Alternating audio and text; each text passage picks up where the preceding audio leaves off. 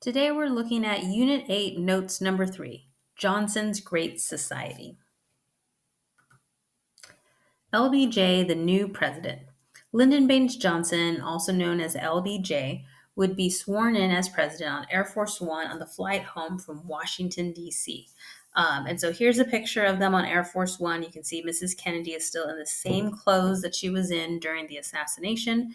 And so there has to be basically you have to have a new president as quickly as possible. So it's important for him to be sworn in so he can get right to the job. But you can just see the pain and anguish in Mrs. Kennedy's face for having to kind of recognize just what is happening.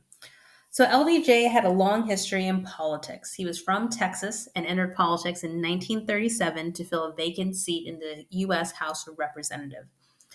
So he came into politics during the Roosevelt New Deal era and saw himself as a spokesperson for small ranchers and struggling farmers. So he was definitely saw FDR as a mentor. We'll see a lot of similarities between Johnson's Great Society and FDR's New Deal in terms of how they felt the government should be responsible for the people and the type of work that the government should do. In 1948, he became a senator. And so Johnson proved himself to be a master of party politics and behind the scenes maneuvering. He was very well respected within the Senate. He rose to Senate Majority Leader in 1955 and was most known for being able to work across the aisle with Republicans. If people needed votes for certain things, he was known to kind of make that happen. And so this is why Kennedy picked him as his running mate, because Kennedy was so young. He wanted kind of a more senior partner. He knew that LBJ was from Texas and he needed that Southern support. And so he just seemed like the perfect candidate to kind of match with Kennedy's more youthful and new approach to have a more veteran partner. Johnson's domestic agenda. President Johnson addressed a joint session of Congress and urged Congress to pass the Civil Rights Act and tax cut bills that Kennedy had sent to Capitol Hill. In February of 1964, Congress passed a tax reduction of over $10 billion into law. The tax cut spurred economic growth, so as people had more money, they were able to go out and spend, get businesses booming again. In July of 1964, Johnson pushed the Civil Rights Act of 1964 through to Congress, and it prohibited discrimination based on race, religion, national origin, and sex. And so both of these kind of started, with Kennedy. So this is Johnson continuing Kennedy's legacy. So, following these successes, LBJ pressed on with his own agenda to alleviate poverty. So, this was also on Kennedy's kind of to do list, but this was also something that Johnson was very passionate about.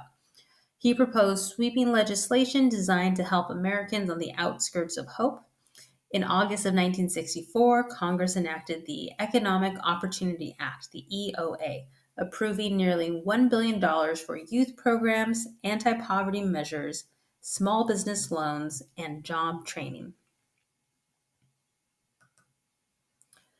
So let's stop and think. How did Johnson try to continue Kennedy's legacy? So he pretty much kind of picked up, what was on Kennedy's agenda in terms of tax cuts, civil rights, all the things that Kennedy was having trouble getting passed by Congress, kind of using this sympathy that was created because of his assassination, talking to Congress saying, these are the things we should be doing, and so allowed for those bills to be pushed through, and also continuing with the war on poverty, trying to tackle these issues, and really focusing on bigger domestic issues during this time period.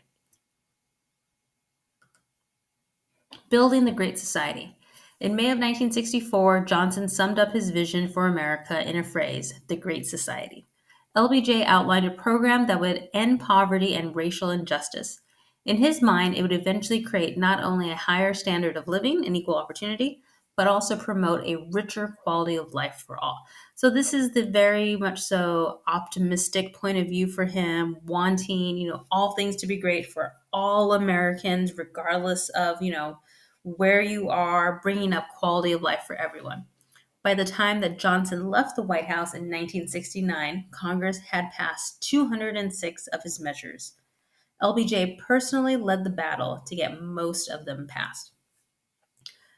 Johnson considered education the key that could unlock the door to the Great Society. So he saw that if children could get educated, it would allow them to get better paying jobs. They would be able to kind of get out of, these poor neighborhoods, make more money, but it would all start with the access to education. And Johnson used to be a teacher, so education was something important to him. The Elementary and Secondary Education Act would provide more than $1 billion in federal aid to help public schools purchase textbooks and new library materials. Part of this would also start Head Start programs, early preschools for families under certain income levels. So, again, really pushing for education opportunities for all. Great Society programs. Here's a list of some of the major programs passed during the Great Society, about 1964 to 1967. We'll be highlighting, a few of them. LBJ and Congress changed Social Security by establishing Medicare and Medicaid. So again, these idea of healthcare and access to healthcare isn't something new. This is going back to, the mid 1960s. Medicare would provide hospital insurance and low-cost insurance for almost every American age 65 and older. Medicaid extended healthcare insurance to welfare recipients. Great Society programs. The Great Society also brought profound changes to the nation's immigration laws.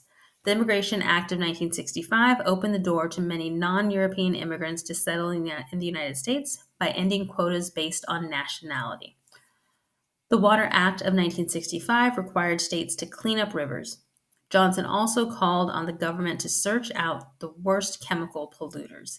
This helped to trigger the environmental movement in the US. So, again, these ideas of conservation, we're not quite on climate change, but conservation, being environmentally conscious, again, very relevant to today. All of these things, starting, in the 1960s, so not really anything new. Consumer advocates convinced Congress to pass major safety laws, including Truth in Packaging Law that set standards for labeling consumer goods. Congress passed safety standards for automobiles and tires, and Congress passed the Wholesome Meat Act of 1964. Reforms of the Warren Court. The wave of liberal reform that characterized the Great Society also swept through the Supreme Court of the 1960s. Beginning with the Brown decision in 1954, the court under Chief Justice Earl Warren took an activist stance on the leading issues of the day. The Warren Court banned prayer in public schools and declared state loyalty oaths unconstitutional. It limited the power of the community to censor books and films and said that free speech included the wearing of black armbands to school by anti-war students. Other Warren Court decisions greatly expanded the rights of the accused, requiring criminal courts to provide free legal counsel, the right to have a lawyer present during questioning, and the right to be read your rights, your Miranda rights. So this is happening in the 1960s. This was not standard prior to this. So you could be arrested. You did not have a right to an attorney. You didn't have the right to, remain silent. So all of these things happening because of court cases brought up during the Warren Court. Impact of the Great Society. The Great Society and the Warren Court changed the United States.